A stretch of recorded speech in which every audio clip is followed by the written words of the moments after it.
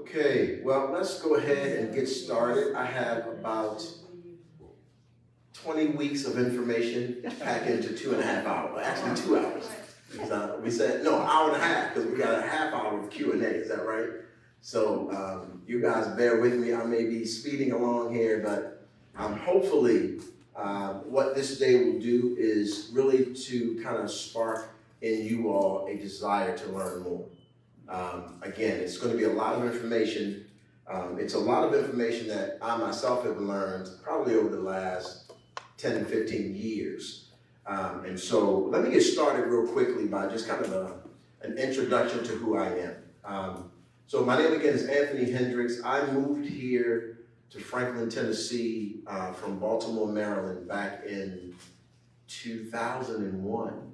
Oh my gosh. Yes. Yeah, so 2001, I moved here to pastor at a local multi-ethnic church called Strong Tower Bible Church. And, it was my first time having, let me take that back. Let me take that back. It was not my first time, but it was my first time dealing with the white culture in a deep, deep, deep way. And through a lot of relationships, with some really great folks, 2 of which are here today. I was motivated to learn more about this issue that we're talking about today, and even more in particular about my culture. What I don't think many people realize in white spaces is that we grew up in the same educational systems and culture that you guys did. And so unless we were intentionally taught things by our parents or grandparents, or unless we just had this insatiable desire to dig into our history, then we were just taught the same history that everybody else was taught.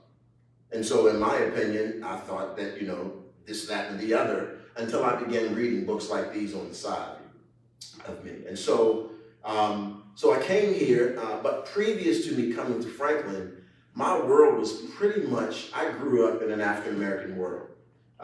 Most of my neighborhood, after about 1.5 years of us moving there, became African-American. That's a concept called white flight, in case you don't know.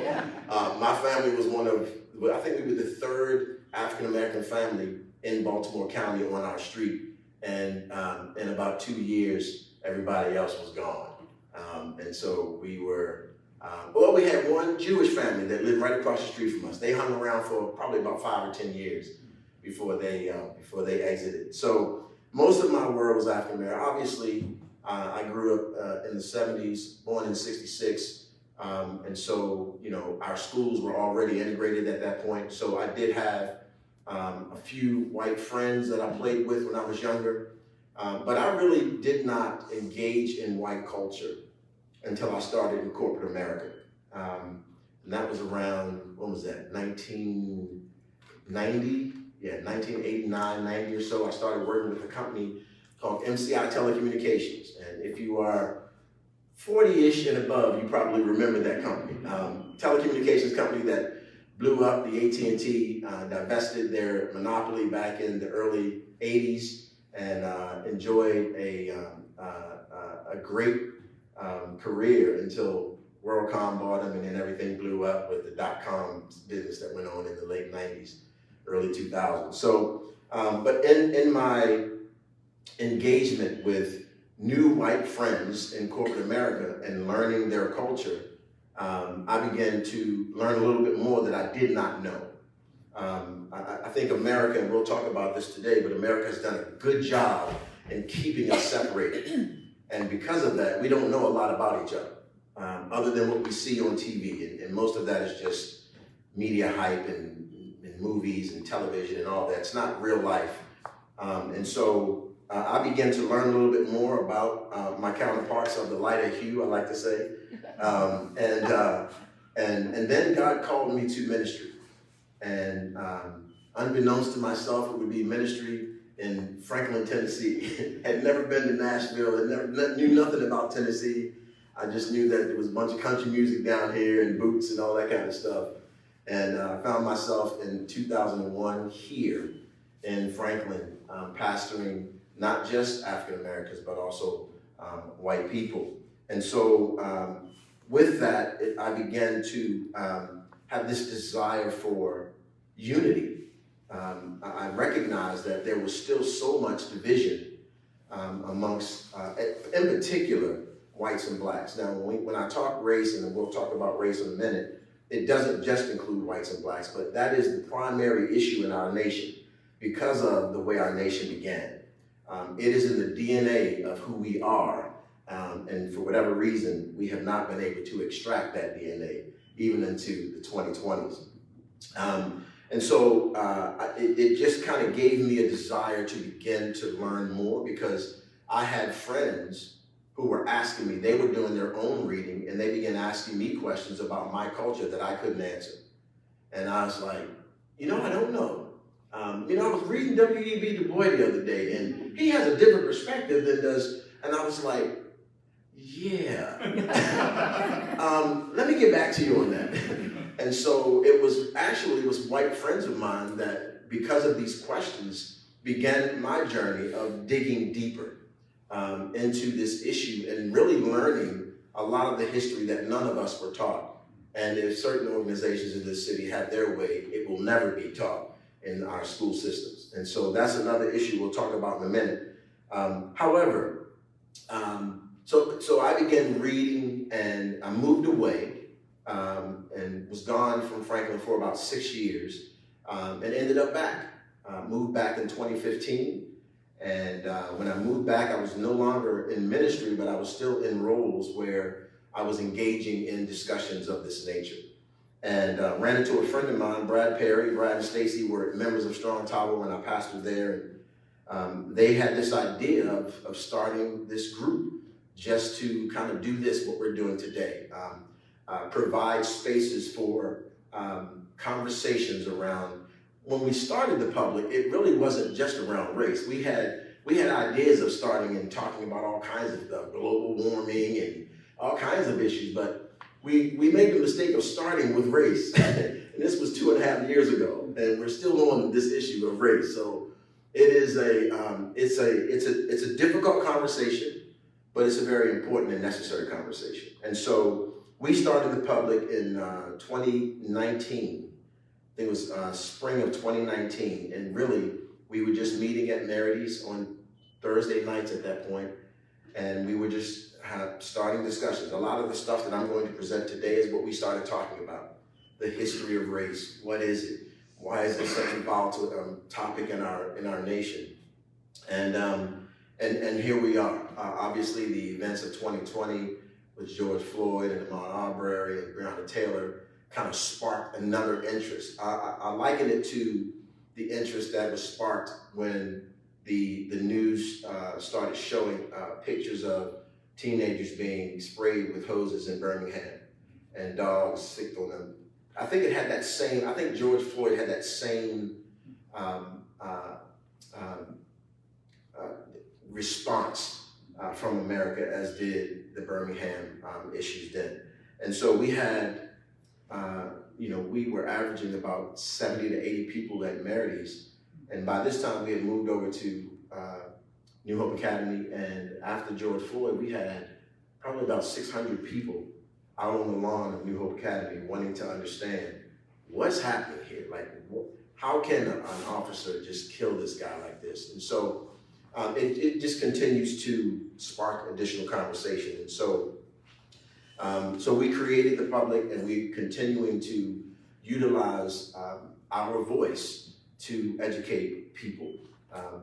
We're not a political organization at all. We're just people who were sitting on the back porch of a friend's house having these discussions and decided, I think a lot of other people might kind of enjoy these kinds of discussions, and I think it might help not only just us as a group of friends, but help our city. And so I live right up the street here in Fieldstone Farms. Moved there in 2016. And the house that I moved in sits on a corner in Fieldstone Farms, really nice house. But it has some foundational issues, and foundational issues that I knew about when I purchased the home. But its foundation is still shifting. And how old are those homes in Fieldstone Farms, Paul? Almost 2 of them. Yeah. Over 20 years. Yeah, over 20 years, and it's still kind of shifting a little bit. So every now and then I get, cracks again. Now I knew when I bought the house that it had some of these issues, but every now and then I'll see some cracks in my wall, or some cracks in the ceiling, or I'll have some shifts in like my windows, where my windows are getting more space between them and so it's just things that I have to deal with as a homeowner in my home. And as I was reading the book Cast by Isabel Wilkerson, right here on my left, she says this about home ownership. She says, "We in the developed world are like homeowners who inherited a house on a piece of land that is beautiful on the outside, but whose soil is unstable, loam and rock, heaving and contracting over generations, cracks patched but never deeply corrected, the ruptures that have been in our DNA for decades, centuries even," she says. "Many people may rightly say, I had nothing to do with how this all started. I have nothing to do with the sins of the past. My ancestors never attacked indigenous people, never owned slaves. And yes, not one of us here when this house was built. Not one of us was here when this house was built," talking about the house of the United States of America. She goes on to say, "Our immediate ancestors may have had nothing to do with it, but here we are, the current occupants of a property with stress cracks and bowed walls and fissures built into the foundation. We are the heirs to whatever is right or wrong with our current housing situation. We did not erect the uneven pillars or joists, but they are ours to deal with now. And any further deterioration, in fact, is in our hands." So let's strap on our tool belts, put on our work gloves, summon the skill sets of bricklayers, drywall specialists, and joist repairers of justice and righteousness in order to examine the structure and begin making the necessary repairs so that we pass on to the next generation a stronger and more unified home. How about that? So let's get started real quick on this discussion, and let's talk about what race is. Like, we hear a lot about race and racism. So what is it? So race is an evolving social construct. It's a social construct. It was never a thing. It was never around. It was not here from the beginning of time. But it's an evolving social construct created to legitimize racial inequality and protect white advantage. That's from Robin DiAngelo's book, White Fragility, over here. Race is what we can see with our physical eyes. It's the physical traits that have been given arbitrary meaning and become shorthand for who a person is. Unfortunately, let me add, race in the United States is the visible agent of the unforeseen force of caste. Now, when you think of caste, most of us think of what? India, right?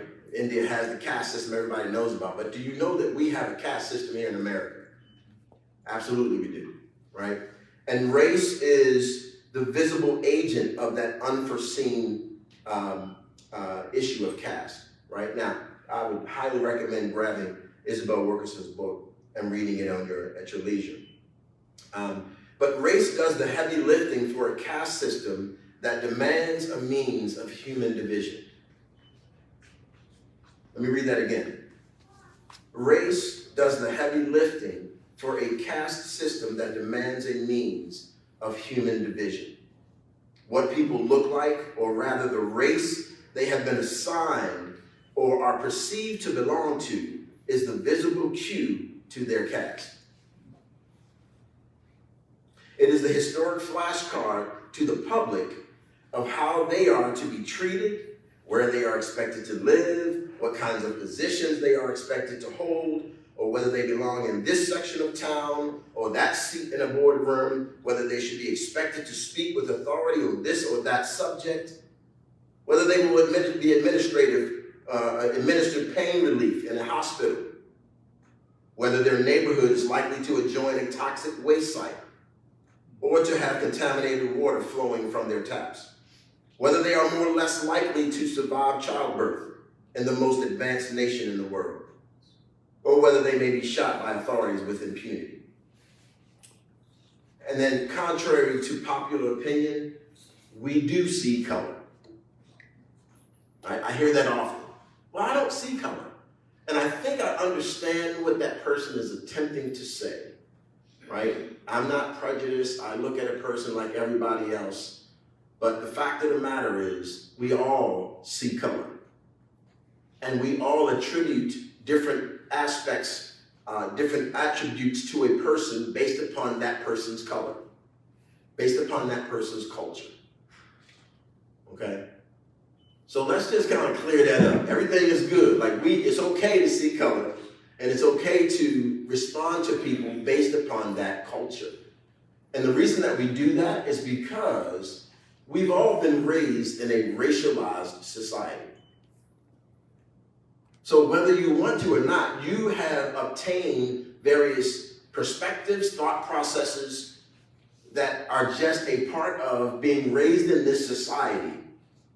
It's not because your parents sat you down and said, now let me tell you something about these black people. No, the society itself has ingrained many of the thought processes and perspectives that we have, whether we like it or not. Hopefully that kind of clears some things up for you and puts you at ease, right? Because this issue of race is, you get tensed up. What are we talking about race here, right? I've dealt with this thing for over 20 years now. So I can kind of meander in and out of this discussion without the tenseness, but I recognize that the people that I talk to often, they're still dealing with a little bit of that tenseness. So I like to start these discussions off with, what is this thing that we're dealing with? Because we're not really that different outside of what we've been taught in our racialized society, right? 20 years ago, an analysis of the human genome established that all human beings are 99.9% the same. Race, again, is a social concept. It's not a scientific one. Now, I say that because, and in this day and time, I think a lot of people say, well, yeah, that's true. But you got to understand that, 100, 200 years ago, that was not the thing. Like, the fact that we are the same was not something that was taught. As a matter of fact, scientists were teaching the exact opposite, that we are not the same. That, our skull size and where we were, the country, the continent that we were born on had a lot to do with our intellect and many other things that caused us to be different than the dominant culture. Today, we have scientific evidence that that is not the truth. I'm 99.9% the same as everybody in this room. Isn't that good news? All right, so let's talk about the origins of race and racial ideas, because what I have learned is many of these ideas still exist to this day. Now, and they were created, as we will learn here, in the 1400s. 1453 to be exact. Prince Henry's nephew over in England. His name was Gomez Yanez de Zarora. He wrote this paper called The Chronicle of the Discovery and Conquest of Ghanaia. It's a country on the continent of Africa. He was the first European to write a book on Africans and the first recorded history of anti-black racist ideas. So he had a trip to Africa, let me say one part of Africa, one part of the continent of Africa, and he came back an expert on all of Africans, right? It's like me kind of just popping into Boise, Idaho, and kind of spending about 3 or 4 weeks with the people of Boise, Idaho, and writing a book on Americans based upon my experience of the people of Boise, Idaho. Well, that's what happened here. So he comes back and he writes this book, and it goes viral in England. And there begins this concept of these negative ideas about Africans, that we're brutes, that we're sexually promiscuous, that that we need to be feared, that we're non-intelligent. So he comes back and he writes his book, and all of those ideas are in this book. And so all of England is reading this book, and they begin to believe these racist ideas. Now, this is important because of where we're going, so stick with me. So secondly, in 1526, there's another guy, a converted African to Catholicism. His name was Leo the Africanus. He writes a book. And in his first scholarly book, it's called The Description of Africa, he writes. And Leo, an African, continues to purport these ideas of Africans as very negative. And so everybody, of course, in England is like, well, he's African. He's got to know about the entire continent of Africa, right? Not to mention that he's from a tribe in a country on the continent of Africa. But he's African, so he's got to know what he's talking about, right? So he writes a book, and it is in agreement with what Zorora wrote, and so all of Europe is now believing these things about Africans. Now, the interesting thing about that is, in a lot of ways, we still believe some of these lies that were written in the 1400s and the 1500s. So how is that? How is it that those things that were written so long ago in England still have an impact on the way we think and feel about people of color today? Well, I'm glad you asked the question. August of 1619, Governor George Yeardley and his cousin John Corey welcomed the first Angolan captives to Jamestown, Virginia. That's 1619. Everybody's heard of the 1619 project. You probably heard negative things down here, but it's a great project. I would definitely encourage you to read that. But anyway, in 1619, the first Africans land, actually not in Jamestown. That's another lie that was written in the history books. The first Africans actually landed in Port Comfort, Virginia. What we know of today as Hampton, Virginia. However, the importance of George Yeardley as the governor and his cousin John Corey has great significance to what we're talking about in terms of the racist lies about people of African descent. John Corey was the translator in England of Leo Africanus's book. So he translated Leo Africanus's book to English. And so those racist ideas that were in Leo Africanus's book from the 14 and 1500s have made their way across the borders to the colonies. Because now Corey is with his cousin, who is the governor of Jamestown. So this whole book, The Description of Africa, you gotta understand, probably made his way with John Corey as he was the translator of it into English. So, but not the first Africans on this continent. I have to say that. So the Africans that arrived here in 1619 were not the first Africans on this continent. There were Africans on this continent way before the African slave trade began. Along with indigenous people and other folks, there was a system of indentured servitude going on here already before the colonizers got here. Okay, that's important for us to understand because our history tells us, makes it seem like, let me say this. I believed, based upon the history that I was told, that this was just a vacant place, maybe had a few indigenous people here, maybe a few. But outside of that, this was just an open place for the Europeans to come and just take over. God had provided this new land for the Europeans, right? And yeah, that's a whole nother concept that I don't have time to talk about right now because we don't have the time. However, so the Africans that were here were not servants.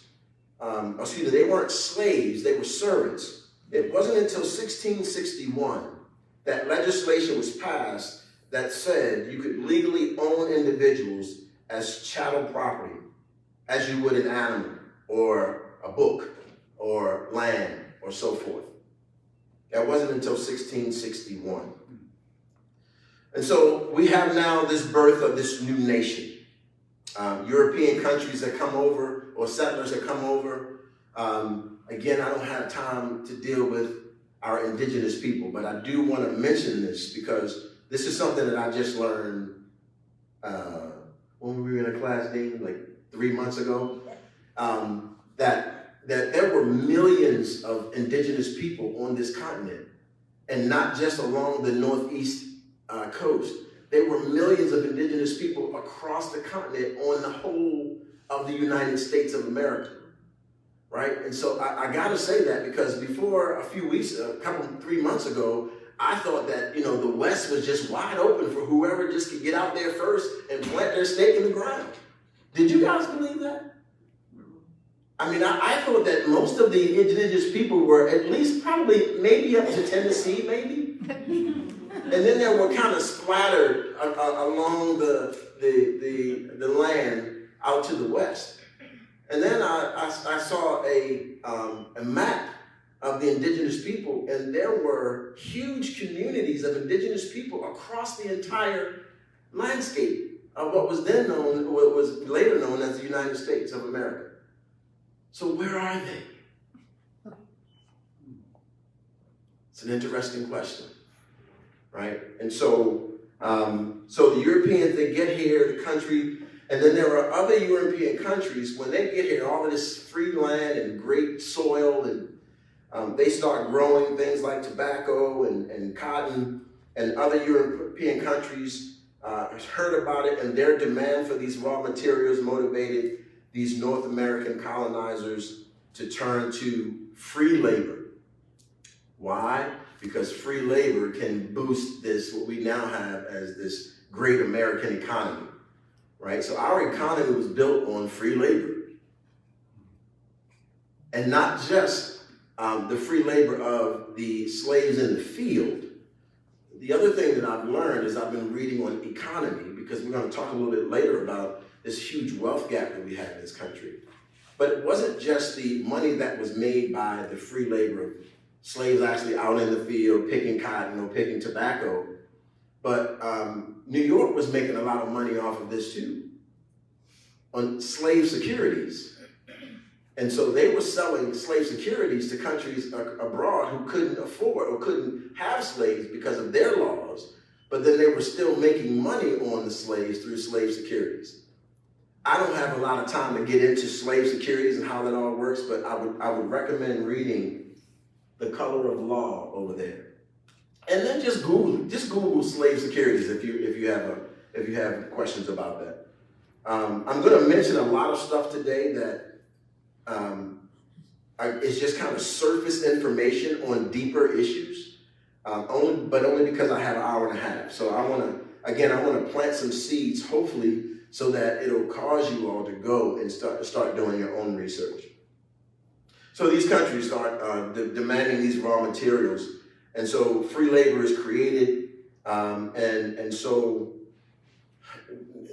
here is where we begin the transatlantic slave trade, right? Because we got all of this land, we've planted all of this cotton, all of this tobacco, all of these countries are demanding these raw materials.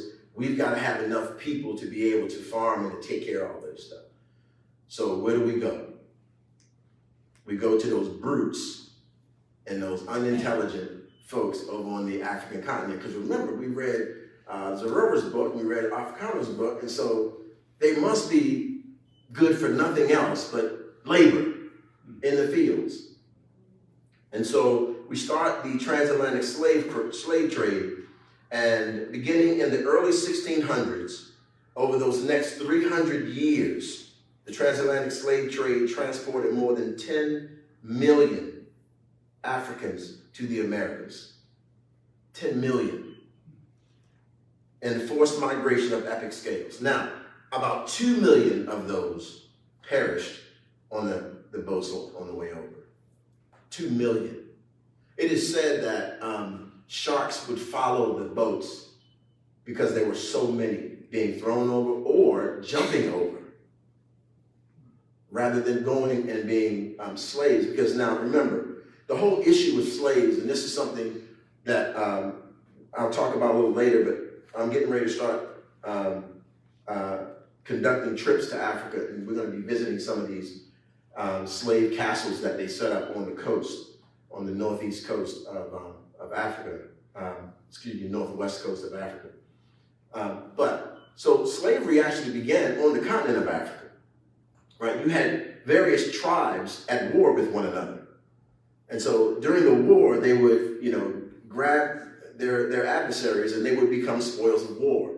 So what did these African kings do with their spoils of war?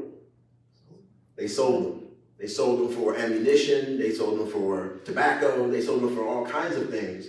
But that is where slavery began, right? These African kings would sell their spoils of war to the Europeans and the Spaniards. And so that happened, before that happened, or as that happened, the slaves would then be transported on foot down to the coast of West Africa. And along West Africa, there were more than, I think it's 25 or so slave castles. I mean, these are humongous buildings that were built to house these slaves as they waited for ships to come to the coast. And so the slaves were taken to these castles, treated very inhumanely, and then would be put on these boats to never see their homeland again. They would come to the Americas, and when they got here, I'm sure that they were just surprised at what they had experienced. So there were these slave codes. By the mid-17th century, colonies began developing slave codes to police African bondage. These codes determined that a child was born slave or free based solely on the mother's status. Why is that important? A child would be deemed slave or free based solely on the mother's status. Absolutely, right? And so to keep, or even to procreate, to produce more labor, many times the slave owners would go to the slave quarters and impregnate slaves. And because they had already set up these codes that any slave or any person born to the mother, and if that mother's a slave, then that child is a slave. That's part of the slave codes. They mandated slavery for life with no hope of emancipation. They deprived the enslaved of legal rights, required permission for slaves to leave their master's property, forbade them to learn to read. That's important, lock that in. Forbade them to learn to read. They deprived, forbade them to marry between enslaved people and prohibited the carrying of arms. And that went on, obviously, until 1861. So let's talk about the Civil War. Now, I know I'm rolling because we got until 4, right? Okay, so I have an hour before we get to our Q&A. All right, okay. All right, so let's get to the Civil War, right? Now, I'm in the South, so I have to make this point. There is a very valid and pertinent fact of the Civil War that I must make down here in Franklin, Tennessee. And that is, the Civil War was fought over slavery. All right? When I first got here, I went on a tour of, what's the building right over here? Carton Plantation. And I was told a completely different story on the little tour. And I was like, wait a minute. And then I was like, I tapped a friend of mine. I was like, do they know that they lost the war? But I heard, it was all about, what is it? States' rights, right? And that was my first time from the North, right? I never heard it. But on this tour, I was like, but wait a minute. This was fought over slavery. And the guy was like, well, this war was fought over states' rights. And I was like, absolutely it was, over states' rights to own people, right? And then I started understanding this whole issue of big government, small government, and how, usually the South is not a real big fan of big government because it was big government who came and destroyed their economy and their Southern way of life. We'll talk about that in a minute. But the Civil War was fought over slavery, and many fought and died to preserve it as an institution. Leaders of the seceding states declared this. They said, those slaveholding states have assumed the right of deciding upon the propriety of our domestic institutions and have denied the rights of property established in 15 of the states and recognized by the Constitution. The legislators of Mississippi, the second seceding state, said, our position is thoroughly identified with the institution of slavery, the greatest material interest of the world. They weren't lying. Slavery was. It's part of the reason why we are the great nation that we are today. Our economy, this great economy that we have today, was predicated on the backs of Africans. And so they're right. And they're even right when they say our position is thoroughly identified with the institution of slavery. In March of 1861, the vice president of the Confederacy proclaimed in what became known as the Cornerstone Speech. Anybody ever heard the Cornerstone Speech? He proclaimed this: the Confederate government rested upon the great truth that the Negro is not equal to the white man, that slavery's subordination to the superior race is his natural and normal condition.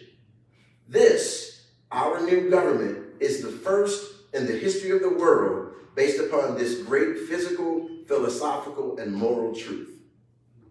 That was stated by the vice president of the Confederacy in the Cornerstone Speech. Now, as I read that, I'm like, he might not have been the greatest historian, though. Right? Because to make a statement like, our new guy is the first in the history of the world based upon this great physical, philosophical, and moral truth. I can think of other great nations who enslaved other people for the betterment of their people. So when he said this is the first in the history of the world, I was like, I don't necessarily agree with that, but okay. But that statement was made in the Cornerstone Speech.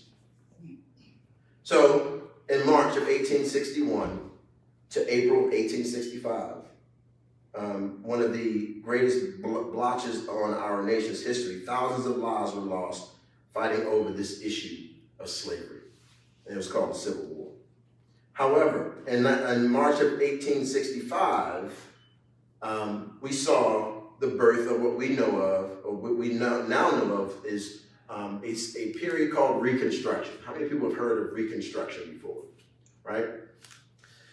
So during Reconstruction, after the Civil War was won by the North, the Freedmen's Bureau was established to provide food and clothing to newly freed slaves, help them locate family members who had been sold to other slave owners, assist the jobless in finding employment, setting up hospitals and schools.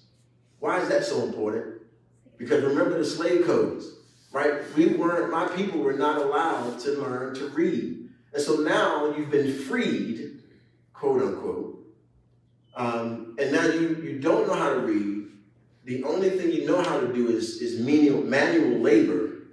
And so now you and your family are free. How do you engage in business? How do you know that this land that's being offered to you is true?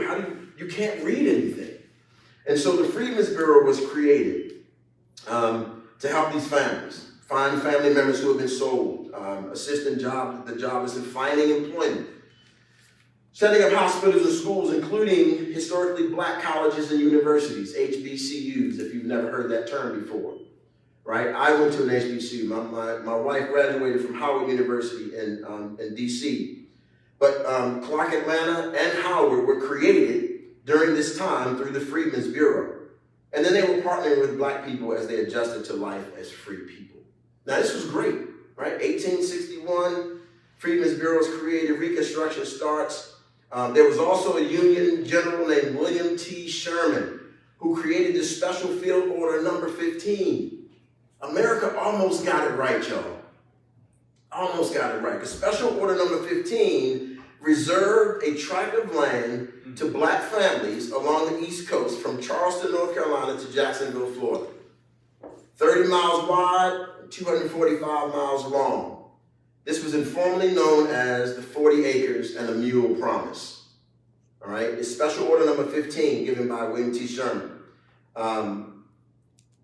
However, Andrew Johnson, after the assassination of President Lincoln, did away with any promise of any kind of reparations to free Africans. Did away with the Order 15, did away with all the other things that were going on. He even offered amnesty, property rights, and voting rights to all but the highest Confederate officials, most of whom he pardoned a year later. Thank you, President Johnson. Right? And so I bring up this information because I've heard just as early as 2 years ago, 2.5, 3 years ago, during a school board meeting, a gentleman said, well, slavery was over in 1865. It was all good since then. And I was like, no, not actually.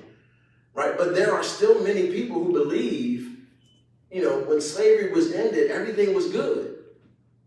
We were given all of our rights and all of the freedoms and all of the opportunity and all of that. And that is just not the case. All right. Now, again, we almost got it right.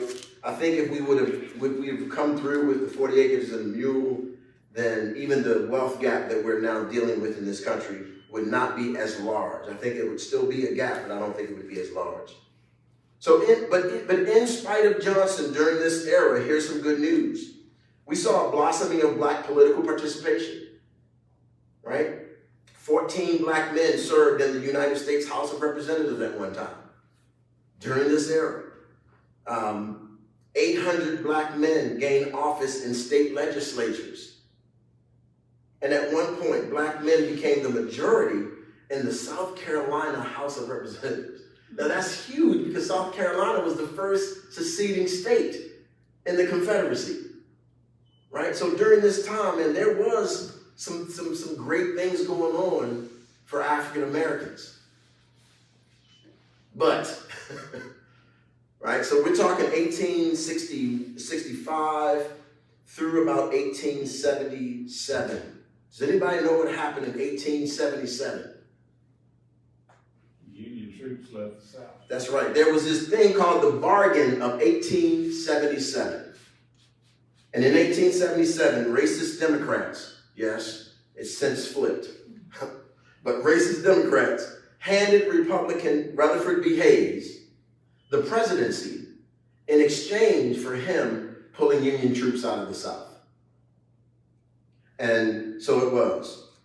And then he also recognized the stolen governments of Louisiana and South Carolina.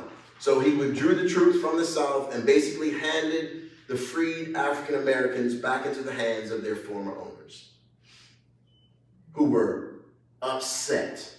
Why? See all these black men in leadership now? Like 800 of them, and like a majority in the South Carolina House of Reps. So they have a big issue now. And so Rutherford B. Hayes, he wants the presidency, so he does exactly what they asked him to. And again, it's called the Compromise of 1877. And so pull out the Union troops and basically hand land back to the slave owners.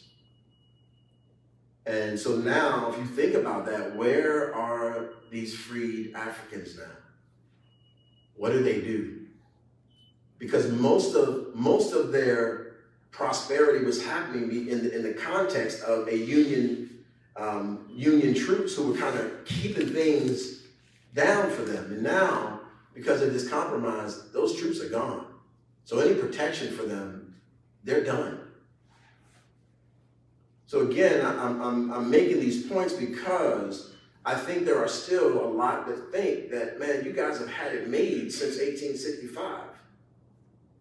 And it's like, no, not really. Right? Now, a lot of what I teach is not an excuse, but it's really an explanation.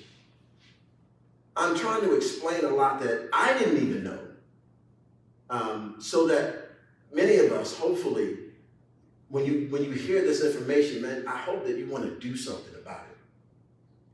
That's my hope. Remember, we all bought this house, right? You know, we didn't have anything to do with how it was built, but we're all here now. And so if I see a crack, I want to do something about that crack. If I see some unevenness in the structure, I'm gonna try my best to do something. Hopefully you guys will do that with me. So this ushered in the worst government-sanctioned domestic terrorism ever to exist in this nation. Now, what do I mean by that? W.E.B. Du Bois, famous writer, he is what we call the father of Pan-Africanism. If you don't know what that is, you got to look that up. I don't have time to explain Pan-Africanism. But he said this back then. He said, the slave went free, stood a brief moment in the sun, then moved back again towards slavery. White redeemers brought back the clouds of oppression to obscure the bright rays of freedom, is what he said. Jamar Tisby in his book, where is it? Is it over there? Color of Compromise. Color of Compromise. He says, white redeemers introduced a deliberate and systematic reign of terror to prevent black people from voting, obtaining economic independence, big, and exercising their full humanity as citizens and human beings created in the image and likeness of God. The most notable Redeemer group was birthed in 1871. They were known as the Ku Klux Klan, and they wreaked havoc on members of the African American and later Jewish communities for centuries. It's documented that 4,084 racial terror lynchings occurred in 12 southern states between the end of Reconstruction in 1877 into 1950, and really beyond that. It's also documented that more than 300 racial terror lynchings in other northern states occurred during this same time. So we're talking roughly 5,000 in that time from 1877 to 1950. And it was all to scare us back into our place. Because during Reconstruction, we got out of our place. The caste system kind of started tilting. And so there were many who were like, whoa, we got to put you back in your place. And one of the ways we're going to do that is we're going to grab primarily your men, but we'll grab women too and children. And we will string them from trees and make sure that you watch as this happens. And you know what? We want our kids to watch this stuff too. So you'll see pictures of like thousands of folks standing around a burned corpse hanging from a tree and kids standing there like pointing and smiling.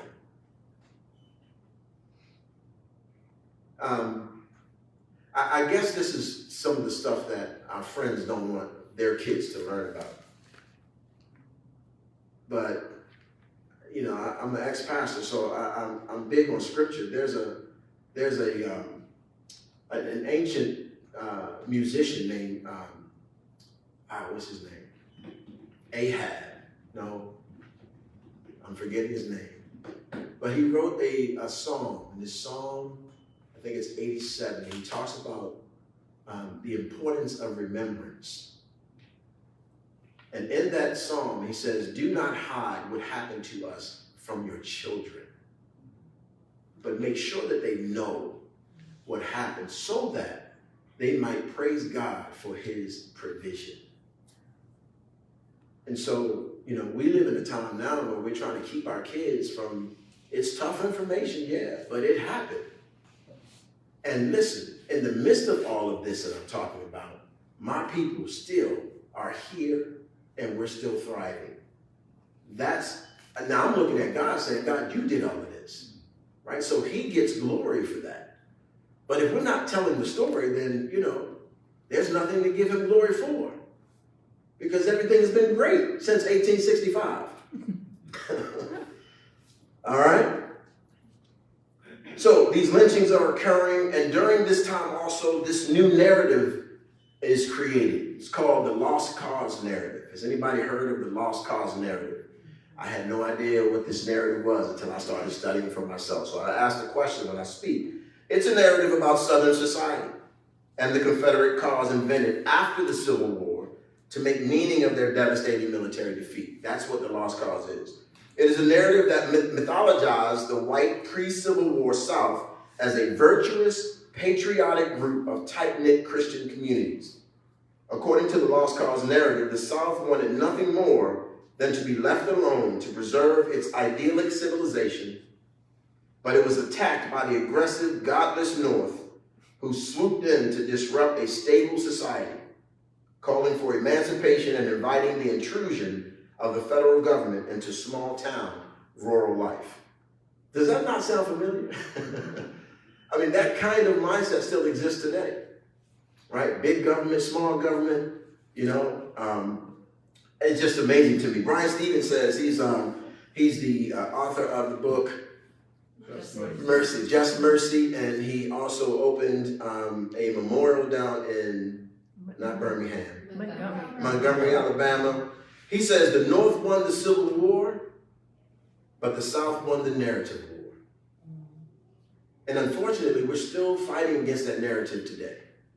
It's part of the reason why everybody's all up in arms about these statues. And it's because people have clung to this narrative. This narrative was, you talk about keeping stuff out of schools. My sweet friends, the Daughters of the Confederacy, they had this narrative taught in schools all throughout the South. And so when you see things that went on in Birmingham, Bull Connor and all those guys, all of the politicians of the 50s and the 60s, guess what they were raised in guess what they were learning when they were in middle school and elementary school? They were learning this lost cause narrative. And so when they became, you know, they became these men with power, they wielded that power from the DNA of this lost cause narrative.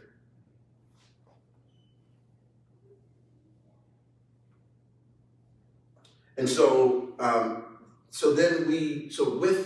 with all of what was going on, the lynchings, the lost cause narrative, there began this rise of the Jim Crow South. So now Jim Crow he was really just a minstrel who was traveling the country doing minstrel shows, right?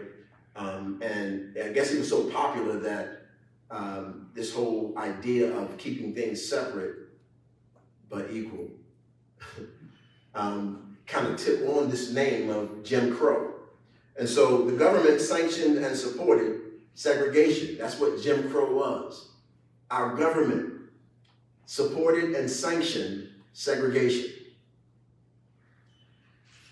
Racial segregation often translated to the total exclusion of Black people, I will say indigenous people, from public facilities, institutions, and opportunities.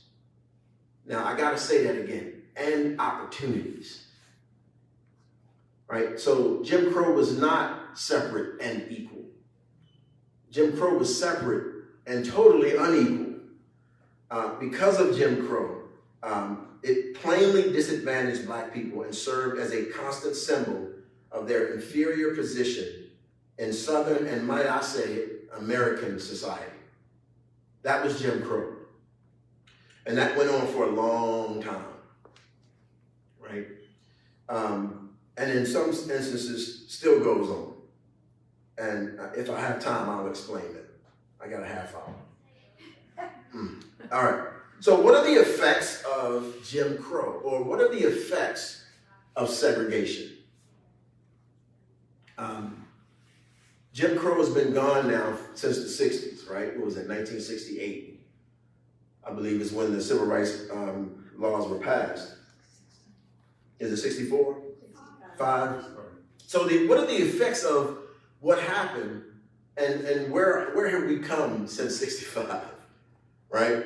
Well, number one, it's one of the things that I think is a direct descendant of Jim Crow is continued separation of communities. Continued separation of communities, right? I'm kind of an anomaly living here in Franklin, Tennessee, in Fieldstone Farms. we have some other folks here who are living in communities where we don't necessarily belong. And it's because of Jim Crow. The fact that the United States government for years served in separating and keeping separated blacks and whites. Communities like Williamson or counties like Williamson County just didn't happen. I think sometimes we think, black folks didn't want to live out here. They just want to live up in Nashville. And it's like, why wouldn't we want nice homes that appreciate in value too?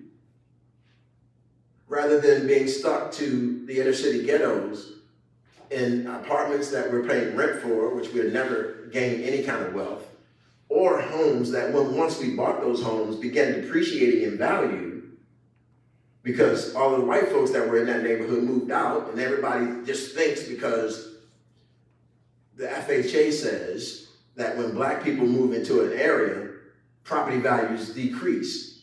Why is that? Because the FHA says when black people move into the area, it's not because we don't know how to take care of our property. But again, if that's the narrative that's put forth, then people believe that, and it happens. And so what happened? Black people moved into neighborhoods, and the values of homes depreciated. But guess who gets hit with that?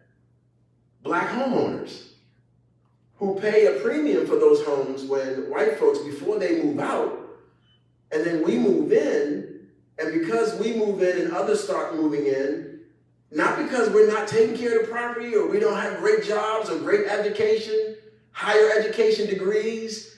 It's simply because the FHA and others believe that black people just depreciate the property the property or the value of property.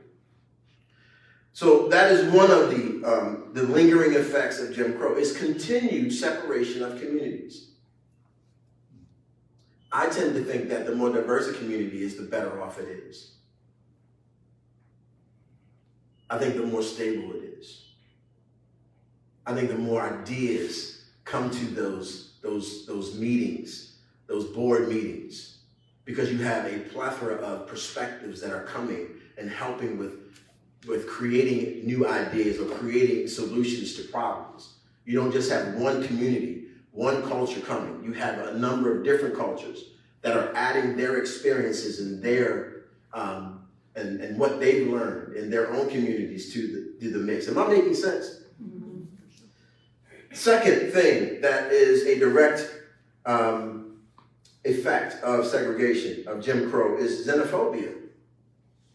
Xenophobia. It is the fear of others. Like, we fear what we don't know. We fear who we don't know.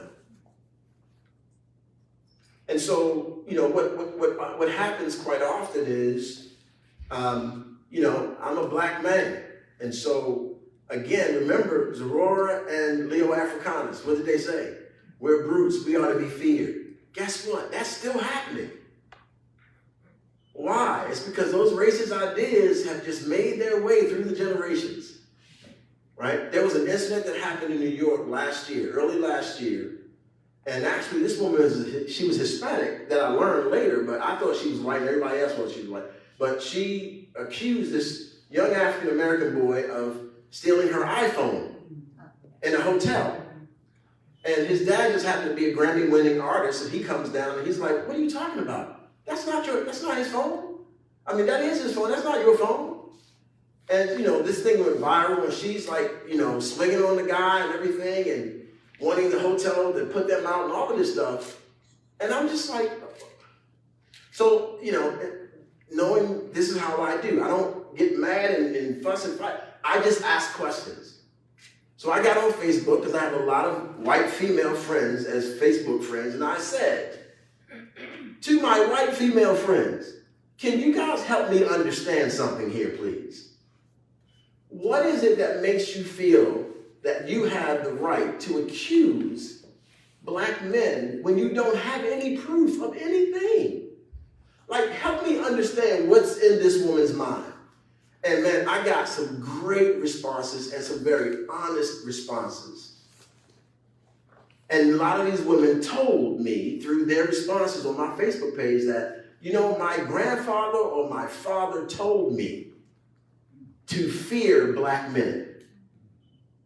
And I'm like, wow, like really? And I just, I'm kind of like, okay, so this is real. Like if your grandfather and your father are telling you these things, you're going to assume that, whether you want to or not. So when I'm walking down the street and and nowadays, when you put your car in drive, the doors lock anyway. But back in the day when I was in Baltimore, there were a number of times I'm walking down the street with my buddies and there's a white woman in the car and I hear and I'm like, I want to go and be like, man, I don't even see you. What do you think I'm going to do?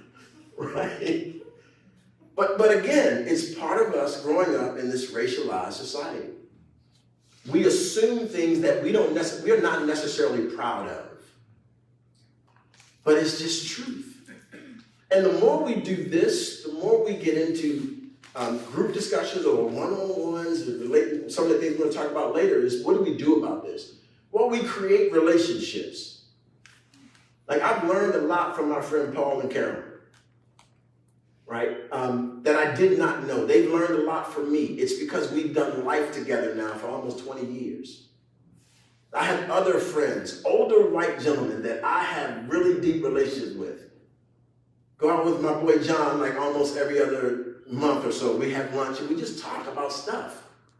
John's my father's age. So he has a different perspective as an older white gentleman that I don't have. And I ask him questions, hard questions. But because we have a relationship and I love him, he loves me, it's not a question where, man, I don't like you. It's, man, I'm trying to understand. Help me understand, John. He says the same thing to me. So we got into discussions the other day that I'm going to talk about like he's a commercial real estate guy. And so I talked to him the other day about, man, what would my life have been like if my grandfather had the opportunities that you had? Because my grandfather was a builder. He just couldn't get into business. He couldn't get a loan. He built his own home in North Carolina. He and my dad. And I'm like, man, what if he could have gotten a loan to start his own building business? He became a builder. Where would I be? Because my dad probably would have assumed his business, and then where would that, like, it's things like that that I think of often, like, I don't have those opportunities. Because when those opportunities were given out, I'm talking about the GI Bill and all that stuff in a minute, my people were not able to get those things. So it's not because of our inferiority or our intellectual ability, it's because, and we'll talk about it in a minute, those opportunities just were not there for us. Okay? Another effect of segregation. Differing perspectives concerning societal issues. Differing perspectives. Now, that's not necessarily a bad thing if we're able to come together and talk about those differing perspectives. But how often are you in a group like this? And how often are you engaging in discussion like this? Unless you come to the public every month, right? But not many of us are in these spaces where we are engaging in these kinds of discussions. And so, when election time comes up, we are way over here, on our perspectives because we have different lives. We've lived differently. Different things affect us. Now, that happens in friendships that you have, right? In white spaces. I realize that you have different perspectives than others. But I think ours are so vast because we have remained separated. So our life experiences are very different. Our perspectives are different. Another effect is this huge wealth gap that we have in the country. Not created by intellectual inferiority, by the way. Now, what am I saying? So, during the era that I talked about before, where right after Reconstruction, there was a lot of lynchings and everything. How many people know about the Great Migration? Good, man, I'm surprised, right? But during that time, there's this Great Migration that begins, right? Back in the late 1800s, all the way up through the 1970s, where Black people migrated from the South to the North in the hundreds of thousands. And it's where we get a lot of our northern ghettos. Because my grandparents, and I didn't realize this until I read Isabel Wilkerson's first book called The Warmth of Other Suns, which I would highly recommend. But she chronicled the lives of 4 African Americans in their journeys from the South to different cities in the North. One went out to California, I think one went to Chicago, one went to Philadelphia, and I think one went to New York, maybe, I think. And just fleeing the situations in the South, whether it be lynchings or no opportunities, to what they thought would be greater opportunities in the North. This was around the same time as world wars were being fought, so we were making a lot of tanks and all kinds of things, so there were a lot of opportunities for more work in the North. And so many African Americans migrated to the North during this time, thinking that they would have greater opportunity. What they found was there was just as much prejudice and racism in the North than there was in the South. And so men like my grandfather, he gets to Bethlehem Steel, and rather than them using his intellect to help with things, he's given the most menial jobs at Bethlehem Steel. My grandmother is serving white families, cleaning their homes in Baltimore. We are relegated to a specific area of Baltimore. If you heard of redlining before, right? The Color of Law is a great book to read if you don't know about redlining. But our government basically went in with the FHA and realtors, and they basically said, these areas right here are relegated to, or African Americans are relegated to these areas. They will not be able to live in these areas. And this is during the great boom of the suburbs. Suburbs are created. We were just talking about Jefferson Street and how I think they've been given a grant now to rebuild, because during this time of expansion, Jefferson Street was one of those areas of business for African Americans that was just obliterated, so they could put a highway in so that rich white folks, or white folks who were given opportunity to move out to the suburbs, can drive into Nashville and go back home. And that's happening across the nation in different cities. It happened in Baltimore, where I grew up. Okay, so there's this huge wealth gap, and it's primarily predicated on home ownership and where you live, right? Mirza Baradaran, I think our books is up here somewhere. It's the color of money. We got a lot of colors up here. We got the color of law, the color of compromise, the color of money. But she says, wealth is where past injustices breed present suffering. Wealth is where past injustices breed present sufferings. The median household wealth of a white family today is $171,000. That's the median household wealth of white families. Compare that to the median household wealth of Black families of $17,600. I don't know if that just hit you, but when I first read it, I was like, is there a number missing here or something?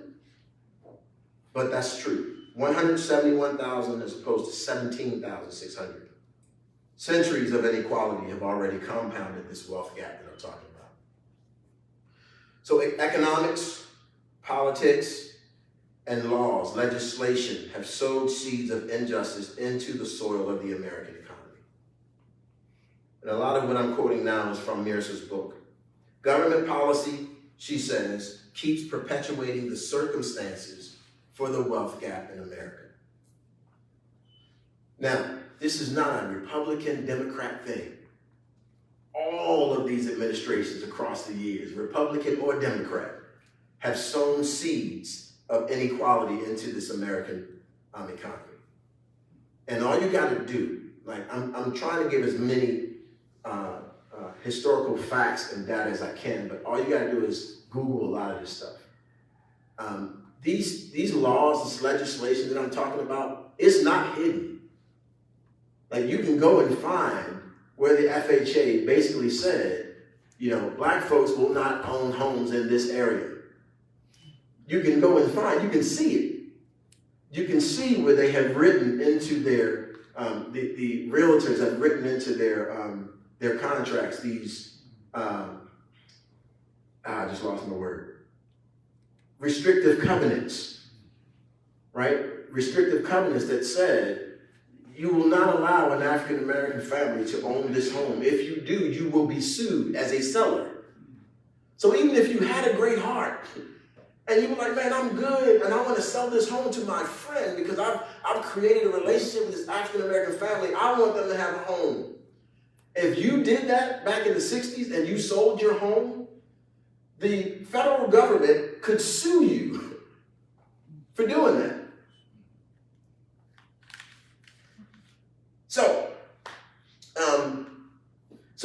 the bulk of, so we're making it through. So these families are moving north. I'm trying to lay this out chronologically. So now we're into the 1900s, right?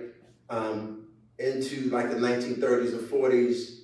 We've had the Depression, and the New Deal comes out, right? And the New Deal, the bulk of the New Deal reforms can accurately be described as, don't get mad, white affirmative action. Why? Because state resources were used to provide direct financial advantages to white Americans at the expense of other racial groups. That's the New Deal. The New Deal was not a great deal for African Americans. It's a wonderful deal for white America. Without explicit racial exclusions, the laws were crafted in such a way as to exclude most African Americans from the social welfare programs of the New Deal. President Roosevelt erased the burden of homeowners' debt and unleashed unprecedented mortgage credit to the white population. We were kind of left to kind of fend for ourselves after the Depression. Now, this prosperity fueled by the abundant flow of mortgage credit stopped firmly at the red lines around the black ghettos. The protocols and standards of the FHA, Federal Housing Administration, pushed whites up and out of the slums into these great suburbs, but they held African Americans in. The discriminatory policies of the FHA were even more explicit than those of the Homeowners Loan Corporation, which were responsible for redlining. The Homeowners Loan Corporation, a government-created entity, was responsible for redlining areas.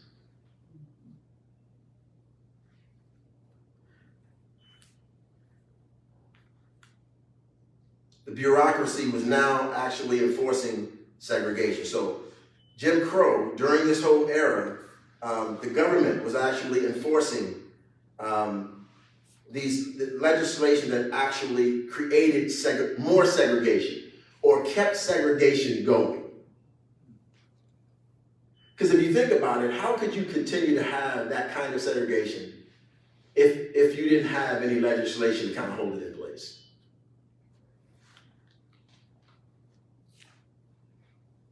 Between 1934 and 1968, 98% of the FHA loans that were given went to white Americans. 98% between 1934 and 1968. This is the time that my family is trying to find homes and get started.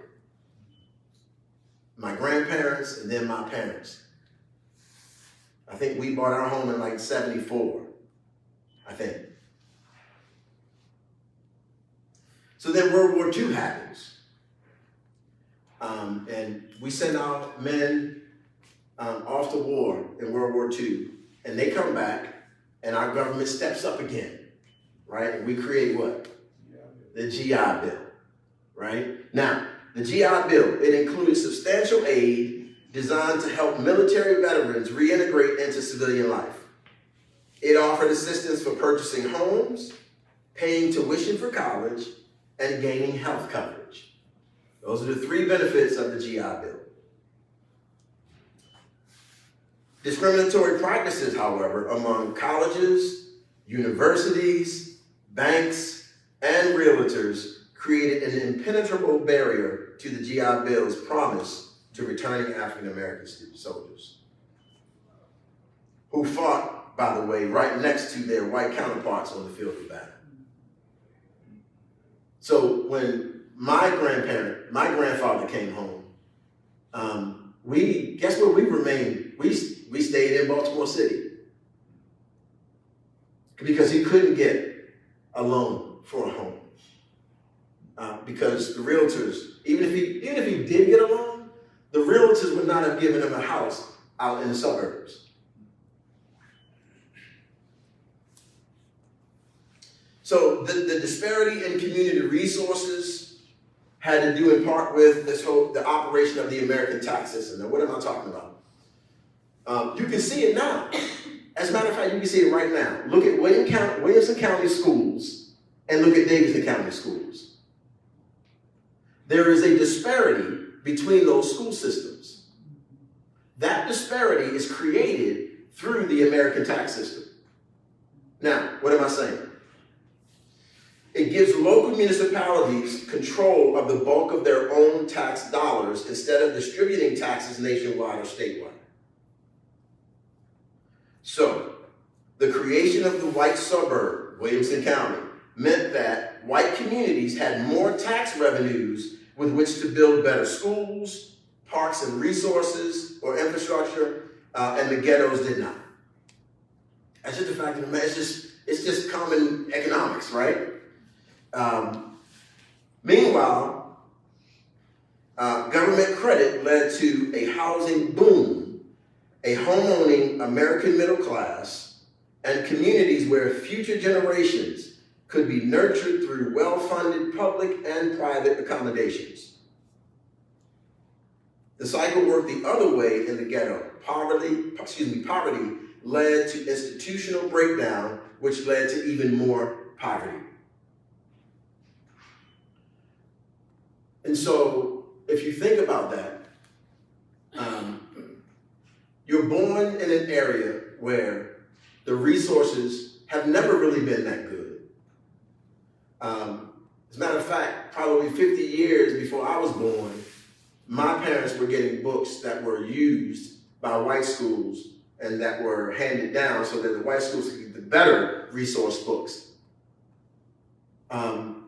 Teaching, right?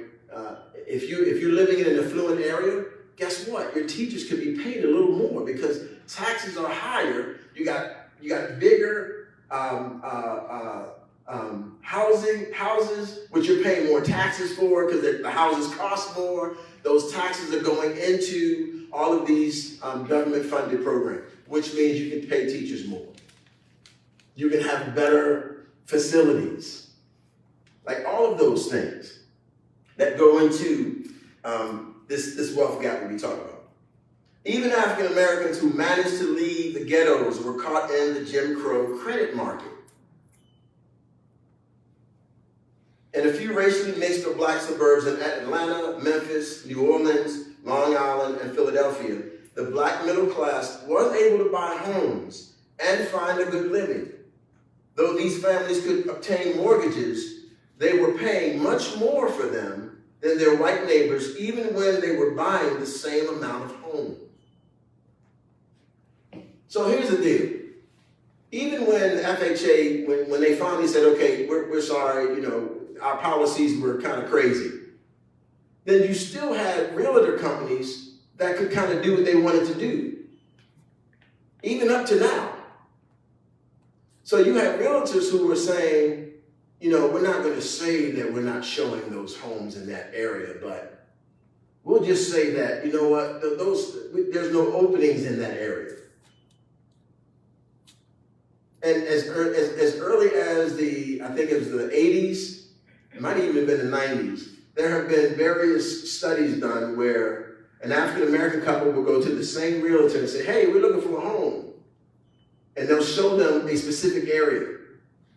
And then they'll send their white friends in and say, we're looking for a home. Just the same home, same amount of money, same square footage. And then they show them a house across town in a different part of the city. So this stuff still goes on. It's still there. It's unfortunate, but it's still there.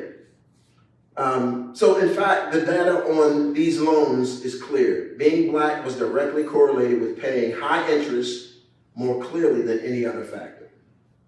So even when we do get the loans, the data shows that we're paying more in interest fees simply because we're black or we're people of color. That's the data. That's not my opinion, right? So in reality, we've been told, and I've heard this, you got to pull yourself up by your bootstraps, right? But in reality, most immigrants' bootstraps were provided by the government. So like when I talked about the migration of African Americans to the north, right? When a lot of these African Americans moved to the north, many of them were degreed, some of them double degreed from African American schools, some of those same schools that were created through the Freedmen's Bureau. And when they got to the north, they were given menial jobs, while immigrants from other countries who couldn't even speak the language of America were given better jobs than some of these educated African Americans moving up north from the south. And so in reality, most of these immigrants, their bootstraps were provided by the government. The blacks were working too hard, they were working hard too, but their wages were going to exploitative contract sellers, landlords, and much more expensive mortgages instead of helping build wealth. So like even in today's time, in 2008, guess who got hit the hardest by that whole debacle of the housing market? The African American community. Why? Because we had realtor companies going to churches in my city of Baltimore and talking to pastors so that pastors would bring their parishioners in to buy these, what are those loans called? Yeah, it was a zero interest loan. It was what are they called? Subprime loans, yes. Those subprime loans, like you get this loan and you don't have to pay anything. And next thing you know, it flew. And that's why most people lost their homes. Well, it's because those mortgage companies were, these loan organizations were going to black churches in particular. This is data, not my opinion. And these black pastors, not knowing, were bringing their people in and saying, hey, we can get homes now. And they did. And when the subprime issue hit, the crisis hit, it hit African American communities the hardest. So the black population was left out of capital building and prosperous decades of the 1940s through the 1960s. We were not able to start building wealth. And the way that looks is if I am a 25-year-old GI coming back in the late 40s, and I'm given a loan to purchase a home in the suburbs, a nice home, guess what? That home begins to accrue. It begins to increase in value, right? And so now I can use that increase in value for other things. So I can go to a lender and say, hey, I have this house and I have all this equity in this house. Why don't you give me a loan so I can send my kids to school? So now my kids can go to a very good school, get a great education, which then would probably equal a great job, and then if they graduate from college, hey, I got this equity in this house. You know what? I'm going to bless you guys with a down payment on a home. So now my kids are the direct recipients of the GI Bill that an African American family didn't get to take advantage of. So now as a parent, I'm blessed with the ability to bless my kids because of the government-sponsored program.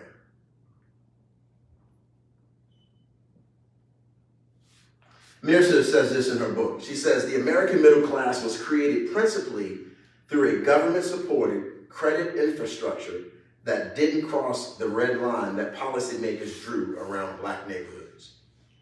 Those very same red line communities were then targeted and with the most toxic loans during the subprime crisis. These factors are extremely important. Why? Because wealth begets wealth.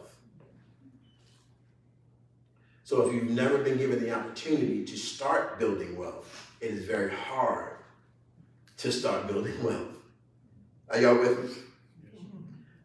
Real quickly.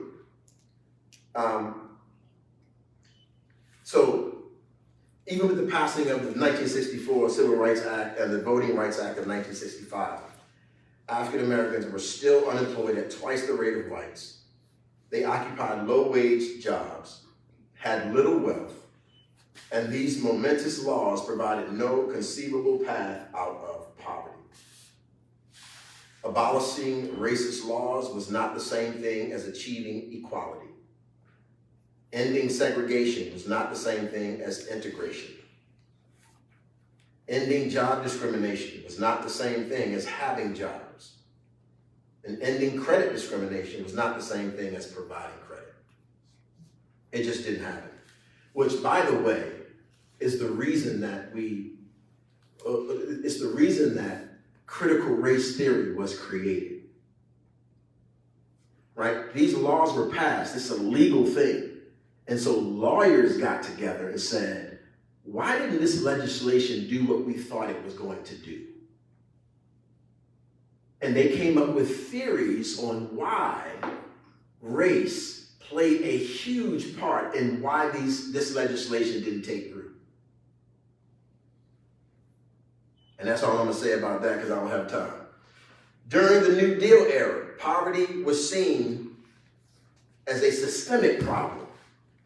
During the New Deal era, change the system and poverty goes away is what the thought process was then. And so do its symptoms, by the way. Not so in the 1960s, when poverty came to be seen as a moral failure. What changed between the New Deal era and that poverty and the 1960s poverty? According to economic research, race has been the single most important predictor of support for American welfare programs. In other words, black poverty has been viewed as a moral failing, whereas white poverty has been viewed as a systemic problem. Therefore, once welfare came to be associated with black poverty, it was delegitimized.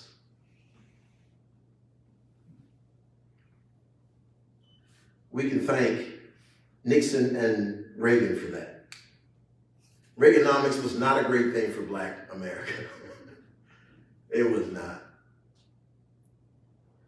In 1965, in his speech that still stands as the closest any U.S. president has come to reckoning with the history of racial injustice, President Lyndon Johnson said this: "You do not take a person who for years has been hobbled by chains and liberate him, bring him up to the starting line of a race, and then say you are free to compete with all the others, and still justly believe that you have been completely fair." He further acknowledged that blacks were trapped in inherited gateless poverty, which stemmed from a devastating heritage of long years of slavery and a century of oppression, hatred, and injustice. Crucially, he understood that black poverty was not like white poverty, and that there are differences, deep, corrosive, obstinate differences, and that the differences were not attributable to race, but were a consequence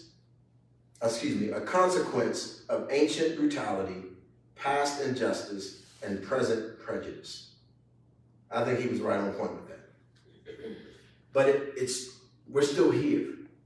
We're still talking about it. We're still dealing with many of the ramifications of what I would call the greatest sin of this country.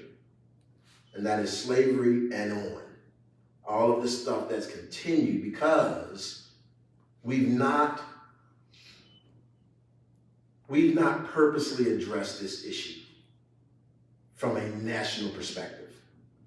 I think now, because of some of the things that went on last year, I think there are more smaller groups across the country that are kind of having these kind of discussions. But I don't know when that's going to get to the halls of DC and even the halls of downtown Franklin. We got a great example of,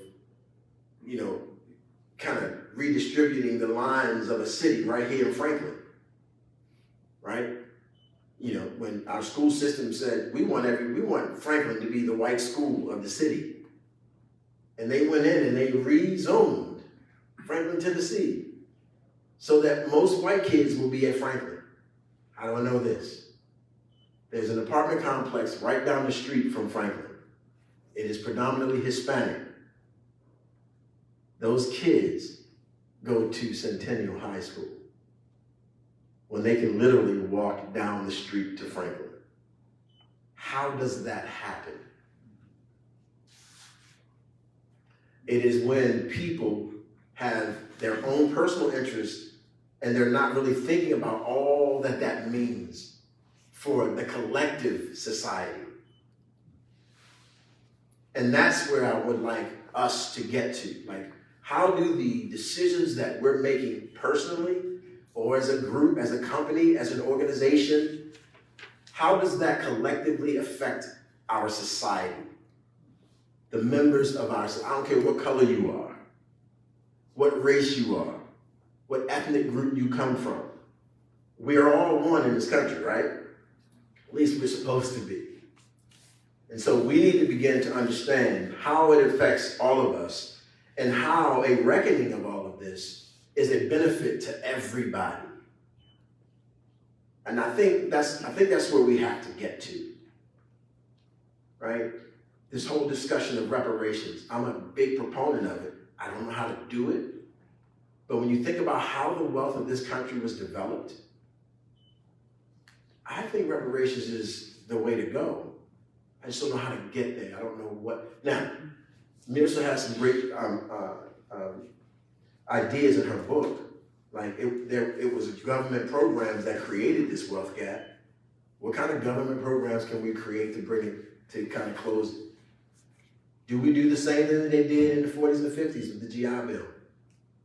Do we allow home loans to people who wouldn't have the opportunity for that? I don't know.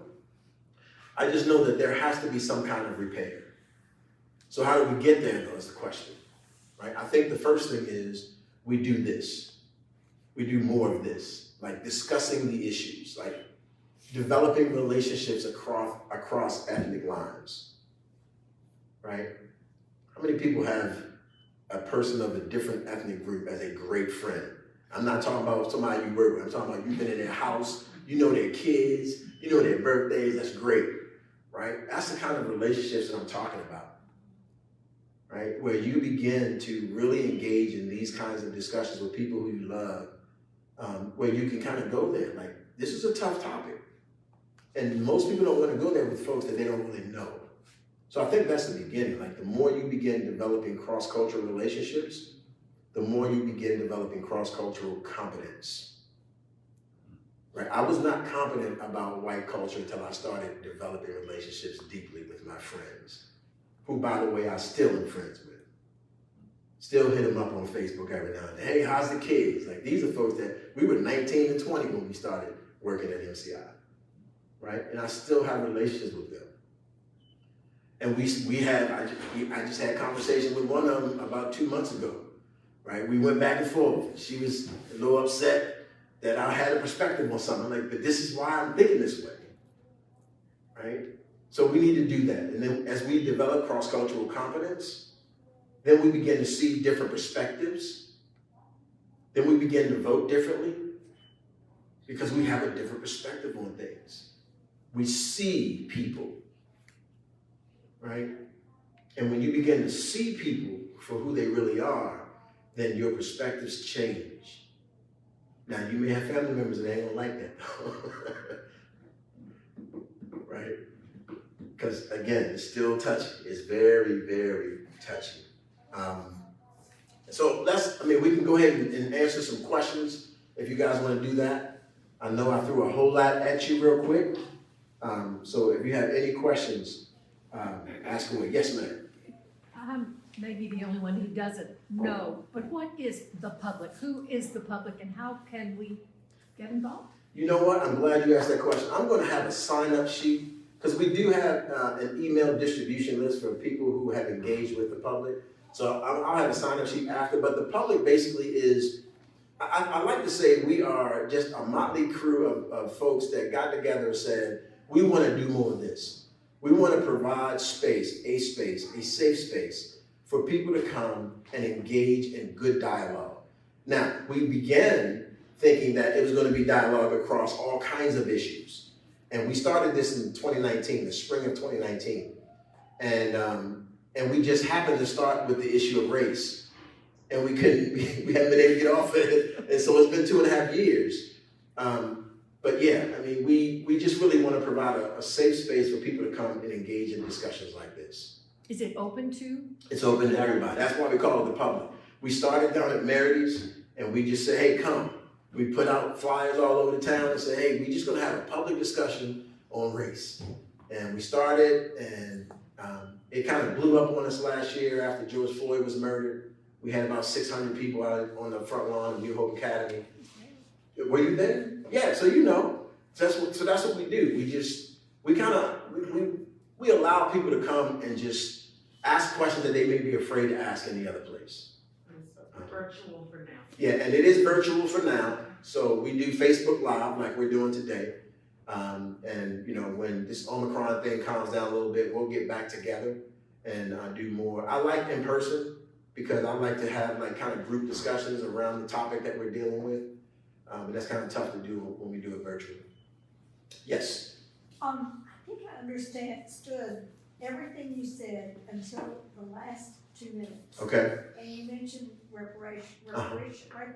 Yes. How do you say reparation? I like to call it repair ratios. Well, that's the thing. Yes. I heard you use the term repair, and I've always heard the other way used in terms of, well, I have $10 and I give 9 to you because I'm white and you're black.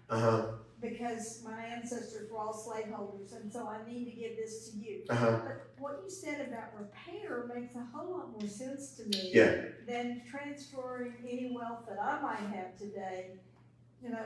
So talk about that a little more. Yeah, so I think there could be a transfer of wealth, but it's just how that could happen is what, I would give, like economists, I would give that to them. I don't know how we would do that. I do know that it's not writing people a check because your family member was a slave. I don't agree with that. But again, this wealth was created not only with the slave labor that we had, but it was also created through different government programs that have been instituted over the years. And so in my mind, I'm thinking, if the government created this, then I think the government should be part of the solution.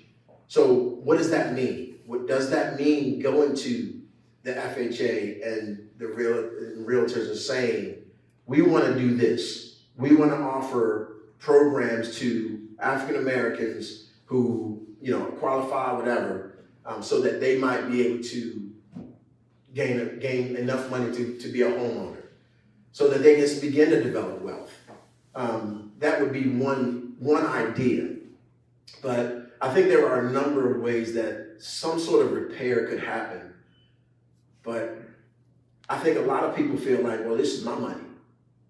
I made this. And I'm like, well, you did, but it's like she said in the book, you were given bootstraps by the government that other people were not. And so how do we provide additional bootstraps, I guess is what I'm saying. And that would be by way of repair. Yes. So something that I was thinking when you were talking about reparations, I'm a teacher. Okay. And something like creating those relationships and creating those opportunities, a way that I feel that I can personally make reparations is to educate myself, but to also educate my students in a way that allows them to know that they do have other opportunities, and that I am a person that would be like, here, this could be. Right. You know? So I feel like not necessarily monetary reparations, but a way to sort of like stick it to you. Right. You know? Yeah. Like, here, I taught you how to do this, so let's do this. Yeah. You know? Yeah. So I feel like that educational opportunity is a good way Absolutely. to step in and to say, like, here's how I'm going to help. That's huge, right? Like, so education is huge, right? I think that that is one way, but see, what happens is we educate our kids, right? And then they gain an education where they can get to, let's say even an Ivy League school, they get great education. Right, but then after that, Then they walk into a corporate office and they still have a boss who doesn't know everything that we know now. right, And they see in color. And so they may not even make a conscious decision to hire this person instead of this person. Right.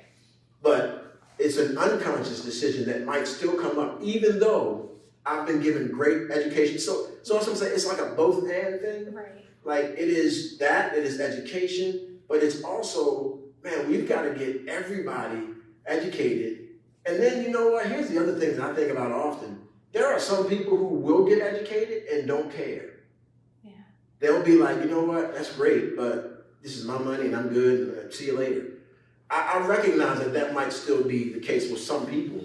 My hope is, especially down here in the Christian South, is that people will hear this and know that morally I have a responsibility now that I know. Right, and I also have another question just Okay. So, like, what do you say to people who blame Black people?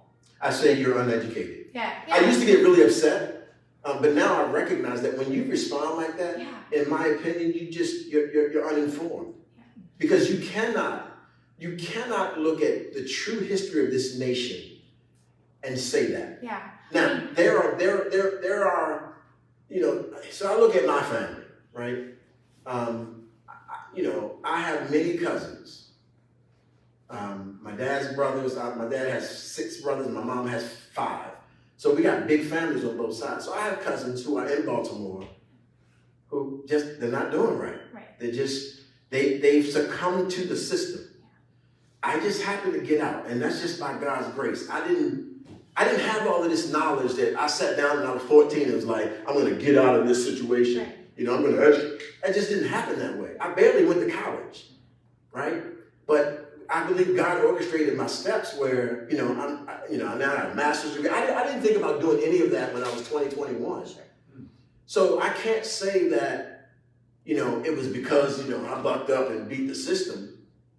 I just feel like that was just God's grace. Yeah. So I look at my cousins and I don't really look down on them. Right. Sometimes I'm like, dude, you need to get your act together, right? So there are some who, man, it's just tough to get out of that. I got uncles that I just want to sit down with and be like, what happened? Yeah. It's like the recidivism of things that we see in school. Yes. And it's like, well, we have a very high number of people of color that get in trouble. They get an office referral or they're in ISS or whatever. And I have heard sometimes people say, well, Yes. they brought on themselves. Yes. Actually, no, they didn't. Exactly. Like, I didn't have a chance to get into all of they're that. 11. Yes. So, and then I get heated. Mhm. And I have to just sort of walk away because I think I am going to say something that I really mean, but that I Right. don't really need to say out loud. Yeah. And so I feel like I need the tools to be able to look at someone and say, I am so sorry that you're uneducated. Yeah. Here, I can help you with Right. this. Yeah. When you guys send me your emails, I'm going to send you some videos that will help with that. Like just understanding the Yeah. whole classroom to prison pipeline, that whole deal. That's that's I wrote a whole it right nother, here. that's a whole nother thing. My wife had something. What do you have to say about it? I think just also making sure people are aware of bias Yeah. An implicit bias is you talk about it, you're walking down the street and people lock their doors. Well, black people lock their doors too when they see a young black man coming to, often, because we're all trained that there is a danger, that there's a predatory nature, and it's believed that it starts at a young age. That's for black males and black girls. Black girls also are suspended and have the police brought in way more often than other students. Right. And so I think it's just a one person at a time just explaining it, but that's why I think the training is so important in the schools for implicit bias. Yeah. So. Yeah. Well, you just gave a very, very organized and very interesting talk that seemed to be based very much on fact and not a lot of opinion. If you were a history teacher in our school system in Tennessee right now, I think you might lose your job. Oh, absolutely. And I think That's why I just closed my door. We would call them our friends, the moms. They frighten me right now. And I'm just wondering, what do we do with that? And one more thing, critical race theories is what's being focused on. I'm not sure you gave a simple, good explanation, but I don't think it's a very clear concept. Yeah, it's not. Yeah. Well, And I mean, it's never been taught. It's never yeah, been taught and so I've done studying on it. It's very legal. Like, so I don't spend a lot of time. I try to break it down to like layman's terms because it's a legal concept. But most people who are against it, they have no idea what it is. It's just been demonized and weaponized so that people could stop talking about race in schools. But it has nothing to do with Martin Luther King speaking at the mall, right? It has everything to do with the legal justifications and ramifications around why the laws of the 60s did not produce what they were supposed to. And a lot of it is constituted around race. And that's why it's called critical, because there are people who were critically thinking before this, and then those same critical thinkers went in and they created critical race theory. There were already critical theories out there, but then they created critical race theory around the whole issue of the 1960 laws. Lamont. Yeah, in some of these courageous conversations about race, I often see the older white generations versus the younger. Sometimes because a lot of the older generations, they heard those stories, they might have saw some things, and they have come to the realization of how true it actually really is, how deep it is. But nowadays we have the younger generation of whites, such as Charlottesville, they're so emboldened, they don't even wear a mask anymore. And they're just uprising younger whites who are really grappling with, where they fit into all this. And I'm just curious, either from you or from some of the attendees, what's some of the conversation been with some of the younger generation as they're like as some parents would say with critical race theory or whatnot, they're forced in the corner of like, oh, I'm the oppressor. And obviously they don't feel like the oppressor. And so there's this rage that comes up of like, that's not me. And even if it was part of my ancestry, I don't like it. There's a lot of trauma that's done on the other side of the inflicting of trauma. Yeah, absolutely. And so a lot of younger people are really grappling with it. As some of the parents say that, do no harm to my kid in talking about this. They should learn it at home. So I'm just curious what you found between the difference in your interaction between older whites and younger whites. It's a great point, man. And I'm gonna go to scripture to answer that, right? There's a story in the Bible where Jesus is hanging out and this woman that's caught in adultery comes up. And And the whole crowd is like, stone him, stone this woman, you know. And the scripture says Jesus sits down and he starts writing something in the ground. And then the first thing that happens is it says, and then the older men started to leave. I've always looked at that and says, why did the Bible say that? Why did it make reference to the fact that the older men left first? And there's something about that, man. Like, there is something about those of us who are older, who have lived a little bit, have made some mistakes, have failed in some areas. And I feel like those older men, they had made their mistakes. The younger men, they're still bolden. They're still, yes, don't. But the older guys were like, yeah, man, I know what I've done. And they got up and left, right? I think that's happening in this issue with this whole race issue. I think older generations, I think they're at a place where, you guys correct me if I'm wrong, they're just at a place where they're like, man, I lived through all of this. I'm on the other side and I see some things that I didn't see before. It's called wisdom. I think the younger generation, they think they're protecting their kids. Most of the people that I talk to that are older, they've all said to me, man, I wish I knew this when I was younger. And yet you have these young people. I just think that they're still at that age where they're like, I know what's right. And man, I think those of us who are older, we've lived a little. So we've got a little bit more wisdom. And we're able to kind of say, man, you know what? I don't know. I don't know about you guys. The older I get, the more I'm okay with saying, I don't even know. When I was younger, I'd be like, well, see what happened, but I had no idea what I was talking about. But I had to let them know that I knew what I was talking about. Nowadays, I'm like, you know what? I have no idea. I don't know. And I'm okay with that because I recognize the older I get, the more I do not know. Like, it's the more I know, the more I learn, the more I say, I don't even know. I just think that's the difference, man. And I think what you got is you got some parents who, they genuinely love their kids. I know they do. I think they're doing this more for themselves, though. Yeah. Because the kids, I mean, outside of the one little dude that the one mom was like, my kid came home crying. I think for the most part, these kids will get to their teens and 20s and say, man, yeah, I know about that. And I'm glad I know about that. Now I can begin to do something about it. You know, maybe they grow up and they go into positions of power. And because they learned about this at a young age, they've now engaged with it so much that now they're making laws and they're like, no, I know, we need to do this differently.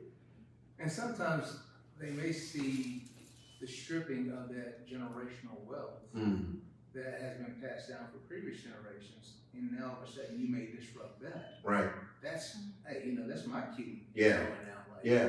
So Yeah. there's a lot. I was just curious how open and transparent some of these conversations are at different households. Yeah. I don't think many of them know about the generational wealth. I think most feel like they did it. Of meritocracy. Oh yeah, absolutely. I worked hard for this. And it's like, so did my grandparents. Yeah. They just didn't have the opportunities that you had, your parents and your grandparents did. This brings up a great book. I don't know if you guys know this book. It's called Waking Up White. Yeah. This is a white woman. Her name is Debbie Irving. Good Lord, this is so good. It is. Like, she just breaks this thing down. She's of wealth up in Massachusetts, and it's wealth predicated on her grandfather getting the GI Bill, and her father being a recipient of the wealth that was produced by the home. And she just breaks it down and does a really good job of just being straight up honest about, this is what I thought, this is what I now know, this is what I want to do. And so it's a great book, great book. Good points, Lamont. Thanks, man. Yes. Yes. I grew up in Williamson County. Specifically, I'd like to talk about this area. Mm-hmm. I grew up in Williamson County. I'm 56 years old. I've never lived anywhere else. Okay. Mm-hmm. I started public school when I was 1972, and I was very fortunate to have been bused to a school that had a black principal. In Williamson County. Okay. My first grade teacher was a black lady, Miss Dotson, never forget her, wonderful woman. But in my neighborhood, there were only white people. So at 7 years old, I'm put into a situation where it's like, I don't have a clue, like you said about corporate America, how to cross these lines. Yeah. Now, fortunately, Freeman F. Cooper was a visionary. Okay. And he was just a phenomenal man. He not only was my principal, but he was also my 4th grade teacher before they disbanded the school and then bussed us forever away to an all-white school. Trying to get this figured out. And so they sent us to an all-white school. Okay, well now I really don't know. Because, you know, I had a racially divided school, not divided, but, you know, like plenty of opportunity to build relationship. And from there they sent us to Franklin High School. Okay, so over the years, you know, I was fortunate enough to be in school systems where I personally interacted and was able to get some feel for the culture and the background. Now, you know, because of the school that I went to, my dearest, closest friend, and they took her away from me, was a young African American girl. And I had parents who were, well, let's just be real, they were prejudiced. They, we lived in an all-white neighborhood. They'd never been associating with black people. Okay, so now the neighborhood that I live in for the last 24 years has, here in Williamson County, is an all-white neighborhood. And occasionally, a black family will move in. And I ended up homeschooling my kids because there was no diversity in the school, and I brought my children to Franklin for sports events and things because I wanted them to be exposed to different people. My grandchildren are now in this system in that area. Okay, so how would you recommend that someone, myself, could somehow or other get involved in, because Fairview is a big area, for there to be so few black families in African American, or even for that matter, people of color, period. Right. You know, what can I, as a citizen, not a realtor, not what can I do? How can I, you know, because I would love to see that neighborhood more diverse, but like I said, I've been there 20-something years and it's not happening yet. Yeah. Also, part 2 of the question that I have is, why do you think people of color aren't really represented in this group today? Okay, first, answer your first question. Continue to educate yourself. And you said you were a homeschool mom. Yes. Homeschool them grandkids on what you know. The one thing that I talk to groups in Williamson County about a lot is because I talk about developing cross-cultural relationships. We are in Williamson County. It's not a whole lot of us to do that with, right? And so I recognize the difficulty of being in predominantly white neighborhoods, trying to find a black friend to develop a relationship with. It's just tough. It's just tough in this area. So I would say continue to educate yourself and then educate your grandkids. The housing issue, I just don't think that's going to change until more of us who have the mindset to integrate get into positions of power and begin to create legislation that would do that. Now, I know that sounds like, whoa, you know, you're trying to desegregate through legislation. Not necessarily, but I think that there are things that can be done on the local level with people who know some of the history of what's gone on and what can be changed. But outside of that, it's just what we do with our spheres of influence. And that may not necessarily be just your grandkids. It may be some friends who you're in a group now and they're kind of bringing up some situations and you might say, hey, I don't necessarily agree with that because boom, boom, boom, boom. And so now they may push back. I'm sure they will, but it will start them thinking again. Your second question, what was it again? Why do you think there's not represented? Because a lot of African Americans are tired, and we just some of us feel like like I get like this sometimes. You just say, man, I'm tired of it. I just don't feel like talking to another white person about our issues. Let them go and study themselves. And so even a discussion like this, a lot of times, when I say so, find a black friend, they get accosted at the end of the meeting. Hey, you want to have some coffee? And so, sometimes black folks are just like, man, this thing has been going on since the beginning of this country. I don't see anything changing. I just happen to be a fool who believed what Jesus said when he said, I think we can bring this thing together. I don't think it's going to happen in my lifetime. I don't even think it's going to happen in my children's lifetime. But, I'm going to do what I can to stop the deterioration of this house, even though I didn't build it. So, yes, babe. I was gonna just suggest for the first question, do some things like go to the EJI at Montgomery, like go visit some of the museums. Yeah. I don't know how old the grandkids are. This one here is my oldest, he was traumatized by the Civil Rights Museum in Memphis. He's a little young, and we didn't know, he hadn't been there yet, he didn't know what to shield him from, he maybe wasn't ready to see. So I don't know how old they are, but take some of your friends, go do a day in Montgomery and go find a black restaurant to eat at, to put money in the community. Go visit a black church. There's just so many ways that even, feel like a regular person, which I'm a regular person.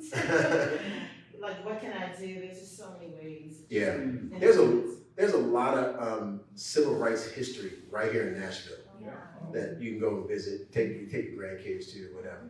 You had a question, then I get to you on that. Oh, I'm sorry. You mentioned churches. Obviously, we all loved what you've just done in an hour and a half.